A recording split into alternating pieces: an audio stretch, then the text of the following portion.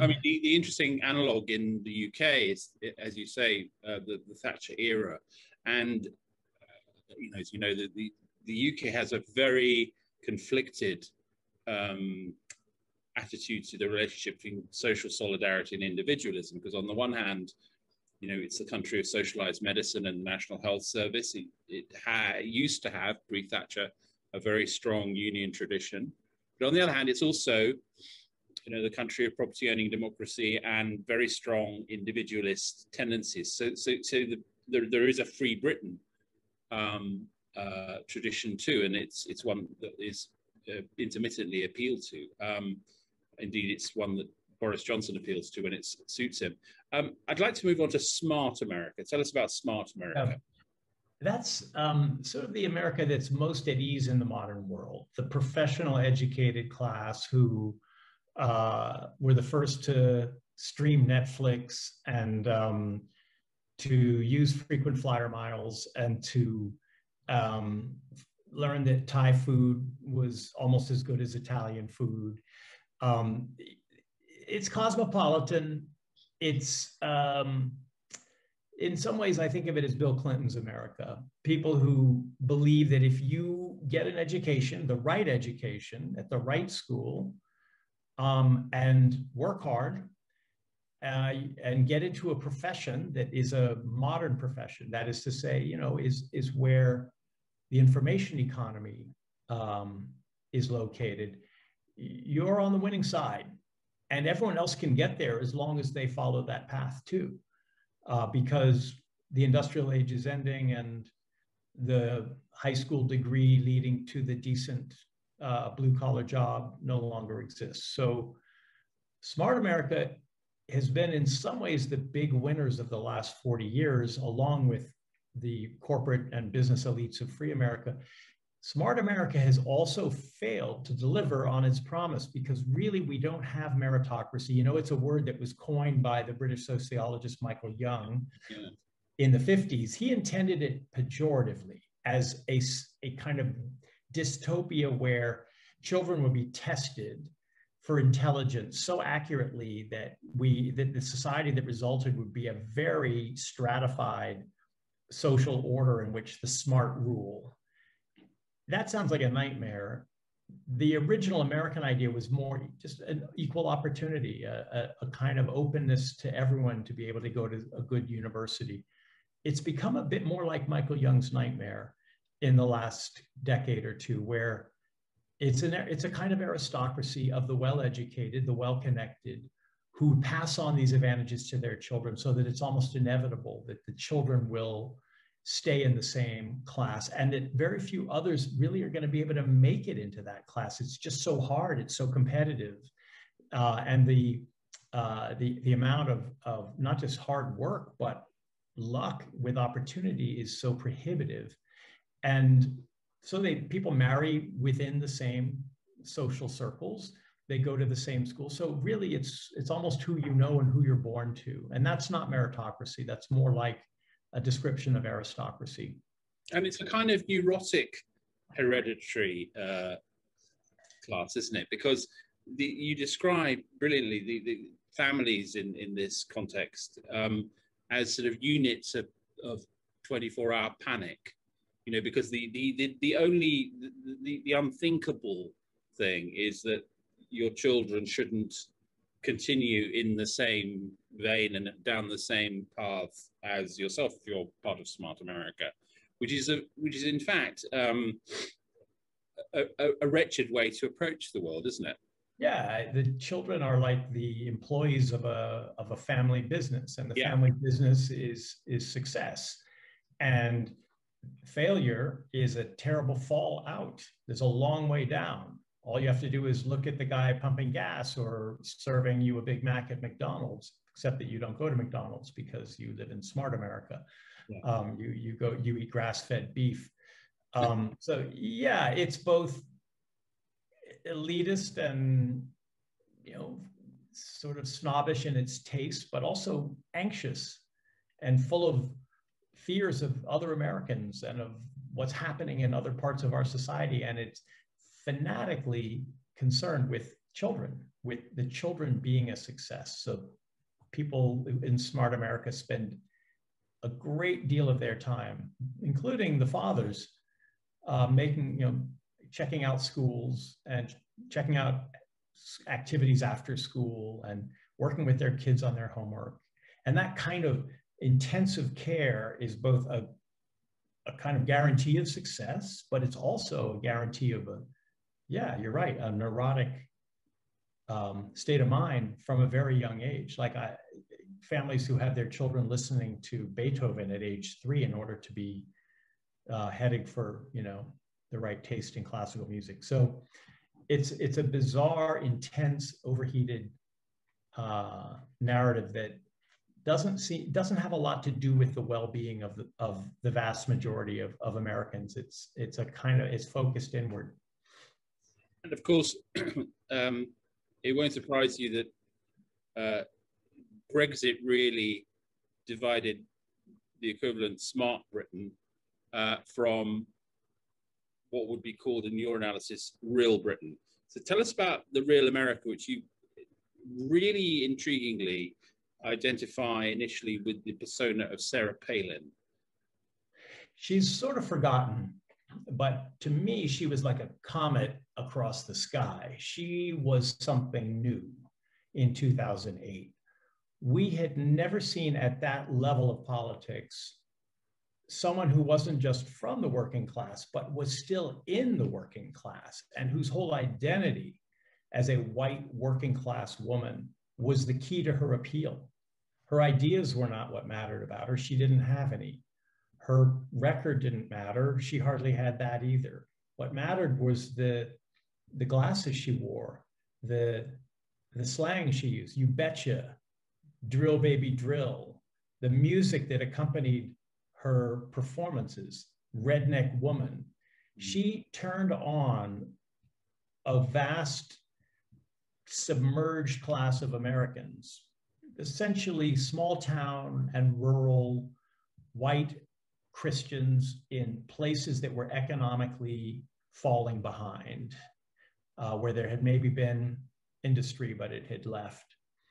And that's what she herself called real America. She used that phrase in 2008, so I borrowed it from Sara Palin. White identity politics was a new thing in American history, self-consciously as a politics. And there's a straight line from Palin to Trump. That's why she's important. If nothing had followed her, she would have become a failed celebrity, which is what she is. But Trump saw that same opportunity, and he had the reptilian wiles to make it into the White House by setting real Americans against the rest of America, which is essentially what he does every day. The people at his rallies are the real Americans. Those other people, the smart Americans, the elites, the liberals, the city people, the immigrants, the Black people, the brown people. He may not always say it directly, but we know those are the not real Americans. So it's a divisive populism that is really potent in an unhappy democracy. It's interesting on two levels, because on the one hand, as a secondary matter, I always found it interesting that Steve Bannon was fascinated by Sara Palin, before he was fascinated by Trump. So clearly he had seen the same thing. But also in Trump's, you use the word reptilian, and it is a kind of genius, isn't it? Because he, not an intellectual in any conventional sense, but does seem to have this sort of intuitive magpie ability to pick up, forms of political software, slogans, ideas, things that are going to cut through.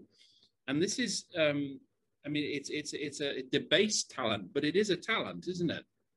It's an essential talent, I think, in politics. Barack Obama was the opposite. Everything was elevated with Obama. You could take one of his speeches about the meaning of democracy and reprint it in the Atlantic as an essay. Trump brought Jersey Shore to politics. It was barroom talk. It was the talk of some semi-thug who had a TV show. he used these crude terms that cut right through and were memorable. And memorability is really an essential feature of political rhetoric. Drain the swamp, lock her up, and make America great again. These were genius phrases that were bound to stick because why? First of all, they were simple in plain English. Second, they were crude and brutal. And so they impressed people. He was willing to say things no one else was willing to say. And there's a kind of attractive power to someone who's willing to do that at the level of presidential politics. And to some degree, they had a kernel of truth. People didn't feel America was very great. People know there's a swamp in Washington. So he was playing on what people felt. He was the first person to become our leader by trashing democracy and by saying things suck in this country. We had this notion that to get elected president, you had to sound like a 4th of July speaker. You had to say, it's a great day in America and it'll be a greater day when I'm president. If enough people no longer feel that, then really the way to get elected is by saying it's a terrible day in America and it's going to get worse. I alone can fix it. That's how Trump made it. I suppose if the standout phrase from your inaugural speech is American carnage, that makes it fairly clear, where you're heading. But you also answered a question that I've been sort of trying to answer in my head since he was elected, and you really landed it for me, which was, the question is, was Trump a fascist or proto-fascist? And you made a very acute point about the nature of his rallies as opposed to those of fascists. And I wondered if you could talk about that. A fascist rally, look at the pictures in Berlin and Rome from the 30s. The crowds are ecstatic. There's a kind of bonding unity that they're all involved in a great cause. It's idealism. It's an undeniable sense of a positive venture. This is not simply hatred. It's absolute spellbound, a kind of spellbinding willingness to do anything that the leader asks you, to sacrifice yourself, to die on behalf of the country. So that's something that elevates you. Of course, it elevates you at the expense of a lot of other people in a horrible way. But Trump didn't do that. You look at the faces of people in his rallies, there's nothing elevated about them. There's no inspiration, none at all. It's all about debasement. It's all about him saying things that no one else will say. And they laugh at it, like people watching a kind of a vulgar but entertaining TV show. And they look at each other and isn't that funny? And they get snarly when he brings up one of his enemies.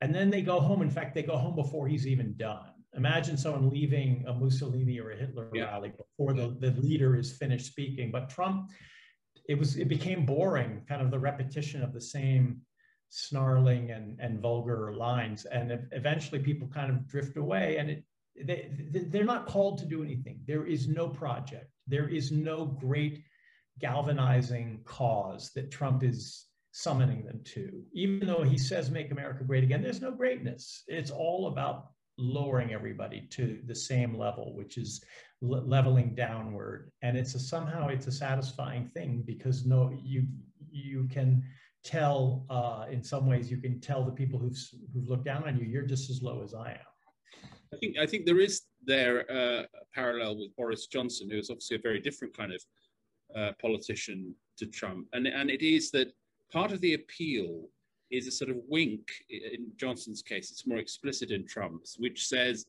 I think politics is rubbish too. I'm on your side that votes. I see you. I see your contempt for the political process. And I get that it's ridiculous and contemptible, and I share your contempt. And there is that kind of, although, of course, Boris Johnson is now presenting himself as Joe Biden's best friend, he and Trump are not as unalike as you might like to think. Right. It's a kind of, we know they're all corrupt. And so if anyone says, well, you're corrupt, President Trump. In fact, your corporation is now under indictment in Manhattan. He can say everyone is corrupt. He doesn't say this, he denies it, but what he can get people to feel is, of course he's corrupt, but they're all like that. It's a kind of nihilism, so that there's no standards any longer. We know he's lying, they all lie. So once you've brought it down to that level, Trump can get away with anything, because the assumption is that he's no different from anyone else, even though he's qualitatively, I mean, just fundamentally different from all other politicians we've had at that level in America. So that brings us to the fourth and final of the quadrant, element of the quadrant, which is just America. Now, this is, one could argue it's an iteration of an aspect of the American character that has been around since the arrival of the Puritans, but it is undoubtedly, it has taken on a new form. Can you talk us through what that form is? Well, I see there's a parallel to Real America. Real America is a rebellion from below against the complacencies of smart and free America. And in the Republican Party, there's a fight between the elites with the free American orthodoxy and the massive voters who are Trump people from Real America. On the left, there's a similar battle, although I don't see it as being a fight very much. It's kind of, the field has been abandoned, between one generation who are the meritocrats, the professionals, the go to the right school and credential yourselves and you'll make it, and their children who hear those promises and those assurances and think, no, it's not true, you're lying to me. All these American mantras of the country of immigrants and free and equal and more perfect union are lies. We're actually the same country we were 100 years ago, even in some ways 400 years ago. We're built on slavery and injustice. We've never faced it. And the caste system that it created, with the one group on top and other groups as oppressed groups below, is still there. It just, we don't see it as clearly, but it's still there. And nothing can really happen until we get rid of this injustice, this fundamentally unjust America. It's a really gloomy, critical, and angry narrative. And in that way, also, it mirrors Real America. It rejects the liberal values of the earlier narratives. And it is a generational rebellion. I see it in lots of people I know and lots of institutions I'm connected to, where you have a younger generation, whether it's journalists or academics or artists or even scientists, who are not trying to reform the institutions that they've entered, but are really trying to radicalize them with a approach to equality that is no longer called by that name. It's now called equity. I don't know if that's true in Britain, but here the word equity yes, it is. But they're very different things. Yeah, equity, which ordinarily means simply fairness, has come to mean equal outcomes in every group. And if there's an unequal outcome, this is just America's narrative, that's because of racism or some other form of hatred. And the only way to ensure justice is to make sure we have equal outcomes across groups, and to even use discrimination in order to achieve that. So get rid of standardized testing if test results are unequal, et cetera. So it does not look at the individual, it looks at the group, and even sees groups as monolithic in their thought and in their position in life. And so in some ways, it's running up against a lot of traditional American assumptions about opportunity and individualism and making it on your own that are very hard to overturn, but it's hitting them right full on in the last few years. Yes, and